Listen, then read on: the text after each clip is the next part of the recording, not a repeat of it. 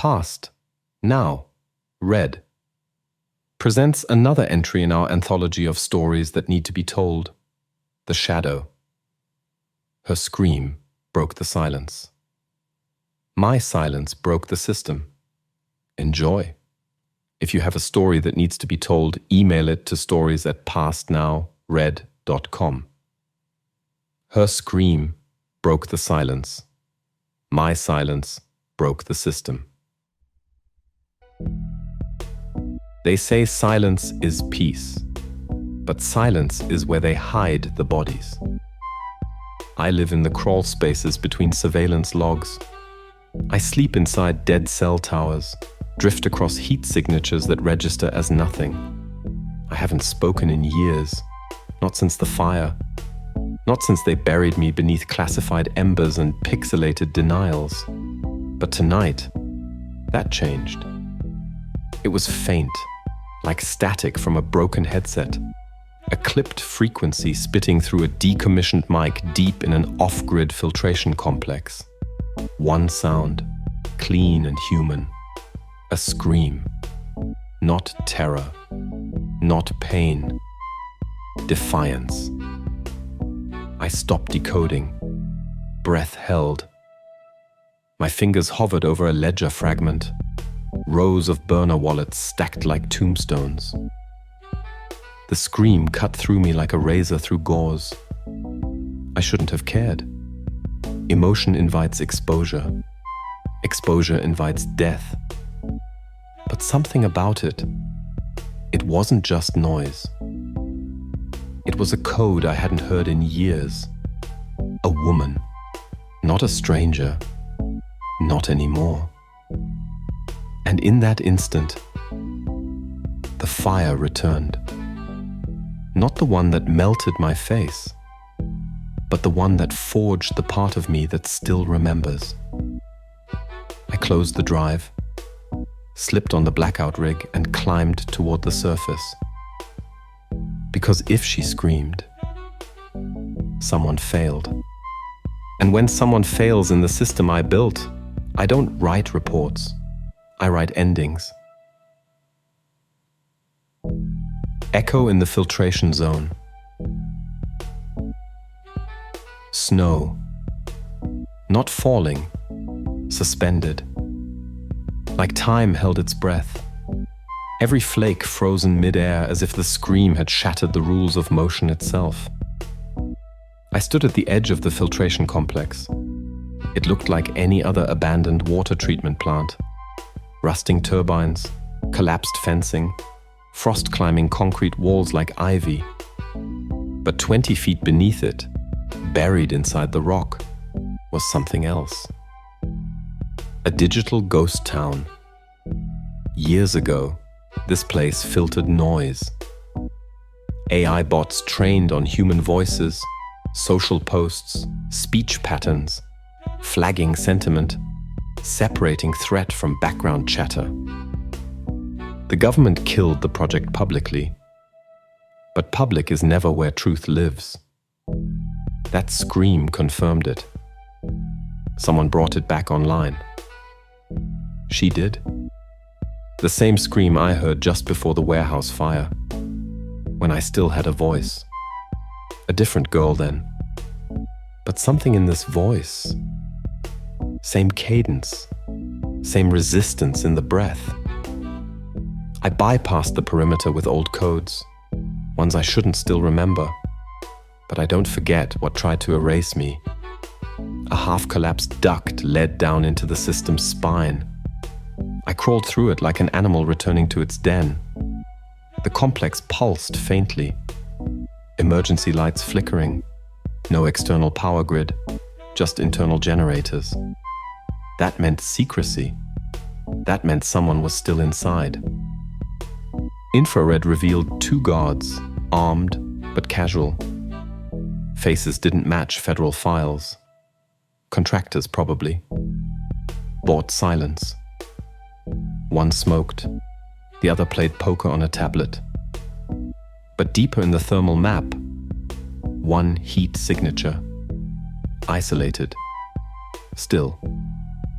Her. She was in what used to be Vault 7, formerly used for raw audio parsing and sentiment algorithms. I remembered it well. We trained it to detect fear by pitch elevation and muscle tremor in voice patterns. We thought it would save people. They used it to bury them. The ventilation shaft above Vault 7 was barely wide enough. My shoulder caught a bolt. I didn't flinch. Pain is noise. Noise gets you caught. I positioned the pinhole cam through a slat. There she was, mid-20s, pale, dried blood at the temple, duct tape at the wrist. Her body was still, but her eyes weren't. They roved, methodically, measuring every corner of the room. She wasn't afraid. She was calculating. There was something in her hand. Small, worn. An audio recorder. Old tech. Analog. Off-grid. Smart. I lip-read the first words. They're running it again. The system. But not to find terrorists. Just anyone inconvenient. She looked directly into the security cam. "My name doesn't matter," she whispered. "But if you're watching this, you're not supposed to be dead." I blinked. Did she mean me? Was this bait? A message? A memory? She held up a child's drawing, crumpled. Stick figures. A boy. A woman. A shadow with no face. I knew that drawing. Not the child. Not the hand that made it. But the symbol. That was me. Someone had been teaching children about me, about the shadow. My pulse didn't race. That part of me was long burned out. But my fingers clenched the steel rim of the vent so tight, the bolt snapped loose and fell. She looked up, right at me. No hesitation. "My scream reached you," she said. "Good." And then she smiled. She knew, not guessed, not hoped. She knew I'd come. Below, a keypad lit red. Vault 7's doors hissed open. A man entered. Sharp suit, wrong eyes. Synthetic calm. Corporate muscle. "I told you," he said. "No one's coming." She didn't look at him. "I wasn't calling for help," she said. She looked back up. At me. I was calling for fire. Confession in infrared. Infrared showed 5 guards, but her breath made 6. Their heat signatures pulsed like embers, stationary, lazy. But hers? It trembled, controlled fear, not panic. She was stalling for time. For me. I crouched on the second-level catwalk of the filtration hub, hidden above a defunct centrifuge vat. The storm outside screamed through every crack in the metal structure, masking the hum of my proximity jammer. Below, the man in the suit paced. The girl sat in a steel chair, ankles bound, head tilted toward a wall of dead monitors. She didn't look at him. Didn't flinch when he slapped the recorder out of her hand. "She won't speak again," he told the others through a comm link. "Scrub the chip. Burn the source material." Her lips curled. Not in fear. In contempt. The power flickered. That was me. I'd tapped into their emergency grid, rerouting enough current to simulate a ground fault. It dropped 2 surveillance cameras and lit up one flickering hallway. Vault 9. They didn't notice. But she did. Her eyes snapped to the glitch, and then to the boy, the one I hadn't seen until now. Through the broken panel behind her chair, a sliver of reflected infrared danced. Small frame. No shoes. Knees tucked into chest. I adjusted lenses. 9 years old, maybe 10. QR code inked into both wrists. Pupils dilated under low light. He wasn't hiding from them. He was plugged into the system. The realization hit harder than a bullet.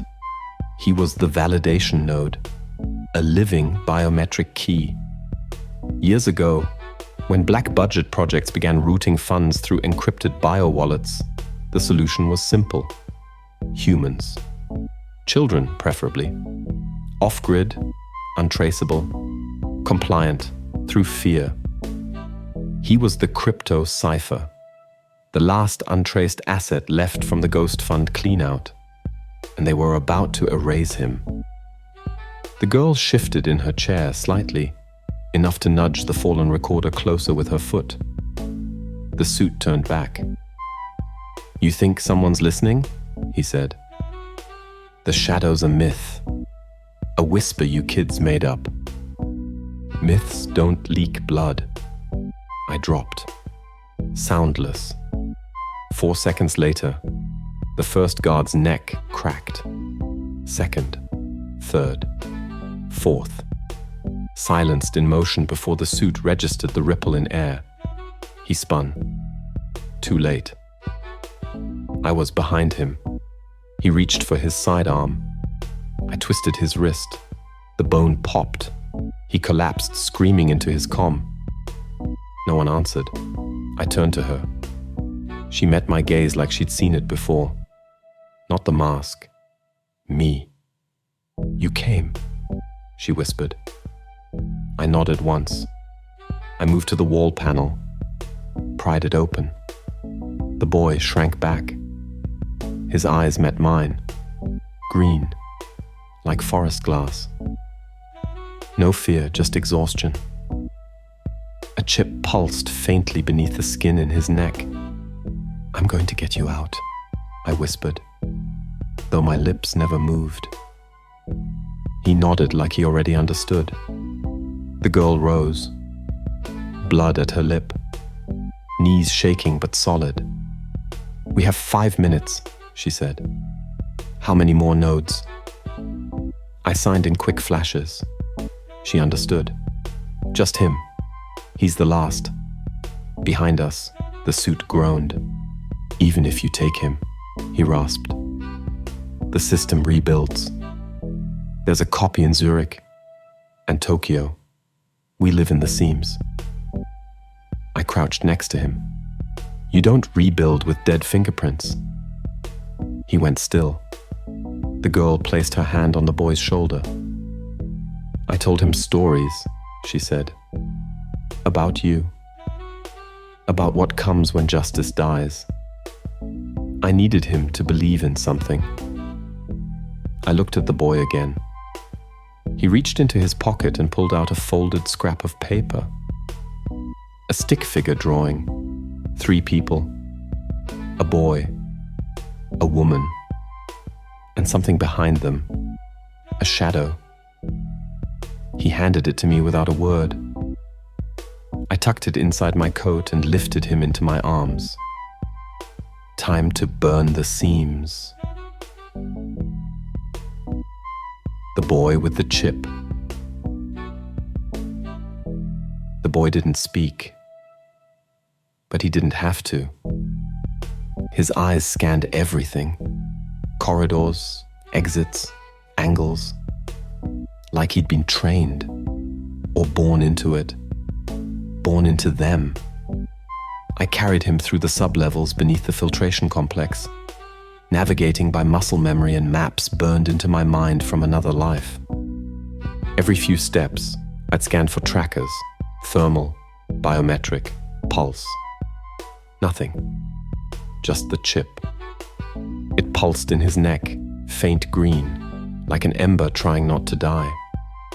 The girl, She was just behind us, barefoot, bleeding, determined. She never asked where we were going. She only asked once. How long has he been logged in? Too long, I signed. He wasn't just storing a passkey. He was the key. The chip inside him validated shadow transactions across 5 international dark nodes. Weapons, data, laundered crypto routed through orphan identities. Every heartbeat confirmed a lie worth billions. A child turned into a ledger. We reached the flood control chamber, long abandoned, rust clinging to every valve. I set the boy down. He stared at a flickering monitor, its screen buzzing with static before settling into cascading green code. Not code. Accounts, wallet IDs, anonymous transfers, encrypted usernames. I recognized some. Senators, executives, defense contractors. One name made me freeze. The one who ordered my death. The girl read the screen too. Her jaw tightened. They used him to clean the funds, she whispered. Every stolen dollar passed through his spine. She knelt beside the boy and tapped the side of his neck. Can you hear me? He blinked. They'll track the signal once he unpairs, I said. Then we burn the pairing bridge. I scanned the room. There it was. A hardline terminal, still intact, marked with the old agency's sigil. A broken triangle, a relic from when this place was more than a listening station. I carried the boy over, sat him before the terminal. He's never done this alone, she said. He's not alone, I said. He's with me now. He turned, eyes wide. You're real? He asked. The first words, small but clear. I nodded. You were in the stories. I crouched beside him, rested a hand on his back. Let's write a better one. He placed his hand on the scanner. The screen glitched, static crackling, then fading into rows of account logs. 30 seconds, I told her. They'll be on us. She moved to the door, aimed a stolen sidearm down the corridor. Then I'll slow them down. No heroics, I said. No martyrdom, she replied. But she didn't look back. The chip synced. A final prompt blinked. Purge all. The boy looked up at me. What does that mean? It means we shut it down. All of it. The bad people, the fake names, the lies. Will they stop chasing me? I hesitated. Not all of them. But they'll lose the reason why. He nodded, then tapped yes. The screen exploded in noise, raw data screaming across the console. The boy slumped slightly, drained. I caught him before he fell. From down the corridor, shouting, "Boots!" "Time's up!" she called. I pulled a flare from my belt, cracked it, blazing red, and tossed it toward the exposed valve behind the console. She fired the first shot. I pulled the boy close, shielded him with my body. The flare ignited the leaking gas. Fire bloomed like vengeance. The corridor became smoke and ruin. She emerged coughing, blood at her shoulder. I said slow them, not cook them. I improvised, I signed.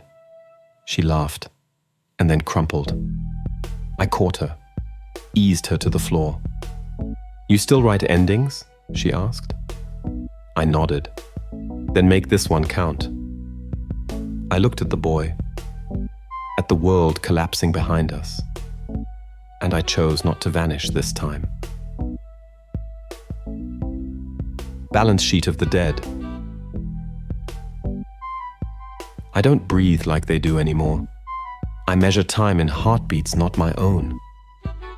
Hers had slowed. The boys raced. The building systems panicked. Alarms howling into dead air as if the sirens knew the ledger had been ruptured. She was crumpled in the corner, blood soaking through her sleeve. But she gritted her teeth and waved me forward. Go. Get him out. Upload the files. I didn't move. You're the myth, she gasped. I'm just noise. No, I signed. You're the voice. She reached into her jacket and pulled out a second analog recorder, its red light blinking. Hard copy. Every file he validated. Names, transfers, the network. I kept it separate. Untraceable. I was going to leak it. I took it, thumbed the play button. Static hissed. Then her voice. This is the crypto audit whistle. If you're hearing this, I'm dead or hunted. They used children, biometric wallets, AI filtration to classify dissent as threat. This ledger isn't fiction. It's genocide in decimal form. Behind us, server lights flickered wildly, like dying stars in a black sky. And then everything went quiet. Too quiet.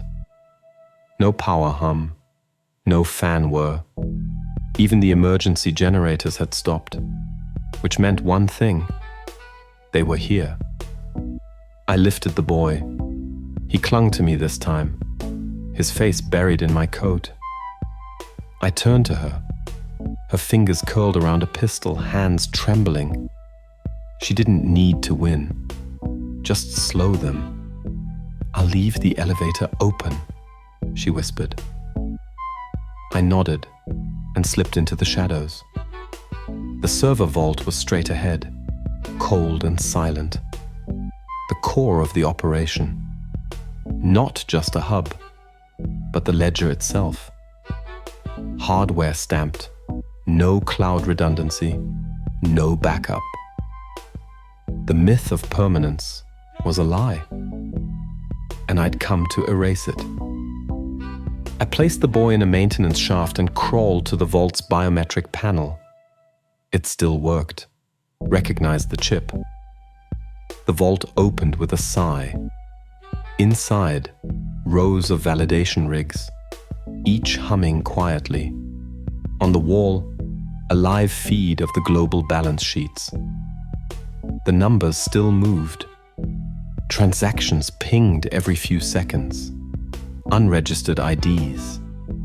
Every one of them connected to a dead child. A stolen identity. A buried truth. I connected the analog recorder. It pulsed once, transferring the offline files directly into the validation system. The data corrupted everything it touched.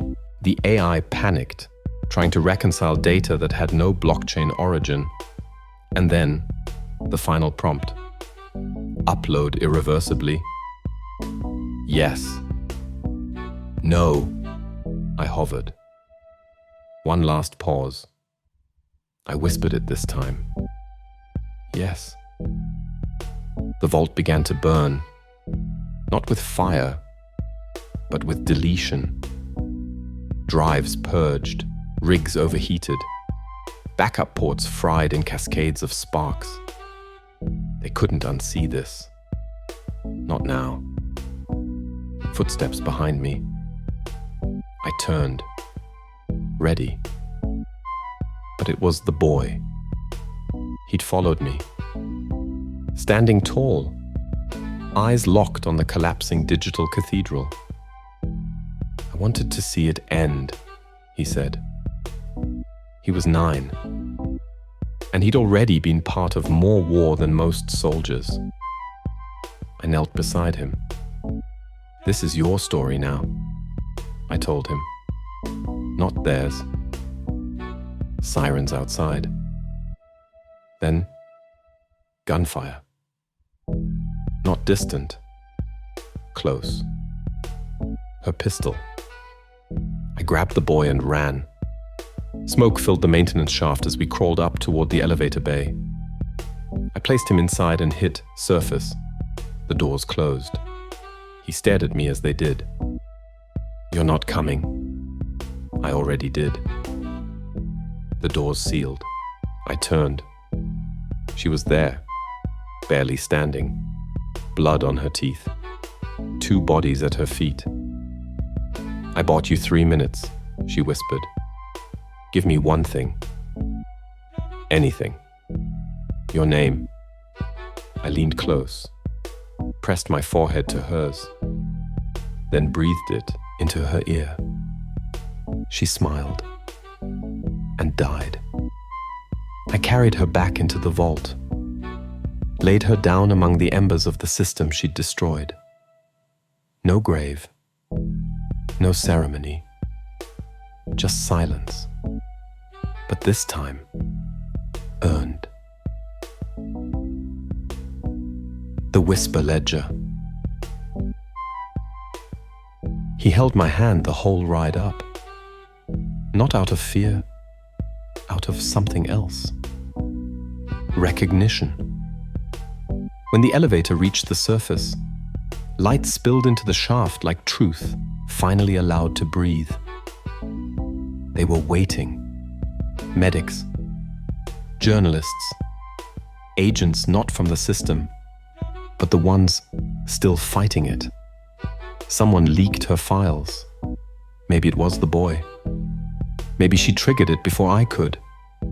Doesn't matter. What matters is, he's no longer property.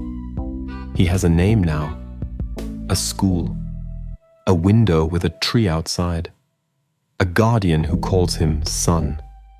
The world won't know who saved him, or what she died to expose. But in the corner of the adoption envelope they handed him, there was a drawing. 3 figures. A boy. A woman.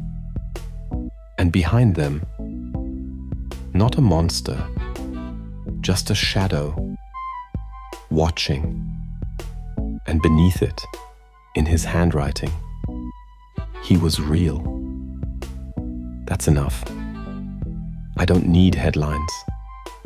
I just need the silence to mean something. So I vanish again.